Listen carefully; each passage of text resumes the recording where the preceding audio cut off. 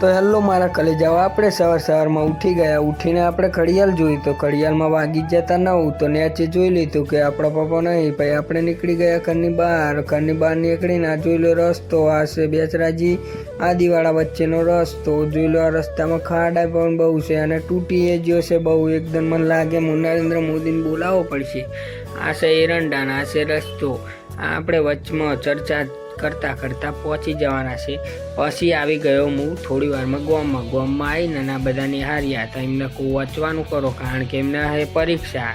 આ છે મસાલો ગોળે, આ છે અમારો ગલ્લાવાળો બંકો સચિન અને આપણે પોતે બ્લોગ બનાવીએ. પછી આવી ગયા પાટણ જઈ અને મારો ભાઈ બંધ ગયો તો દવાખાને. તો એ તો શૂટિંગ ના લીધું. પછી રસ્તામાં આવી ગયા અમે જીસીબી જોવા. કેનાલ ઉપર કામ કરતા હતા પણ જીસીબી વાળો અવરે ચલાવતો હતો એટલે જોવાની બહુ મજા ના આવી. પછી આપણે આવી ગયા ગામમાં આવીને આ 2 બંકા હતા. 2 બંકાને જોઈ લીધા. 2 બંકા તો નેચું કાલીને જોઈ જ રાખે. આપણે આમ તો જોતા જ નહીં, જાણ કે કોઈ કશું છે જ નહીં. આ 2 બંકા એવા ફોનમાં બીજી છે ને. આ છે અમારો અનમોલ બંકો, આ અંબાણાનો જ છે અને રાઈડર છે પાછો. હું બાઈક આંકી લઉં કે ના તને હું ના હાલું, તો તું આંકી તો હું ના બેહું. આ છે બંકો, આ એ વાતો કરે છે. પછી આપણે આવી જા ઘરે. આ જોઈ લો આ નાના શેઠ જોઈ લો કેવો શેઠ છે.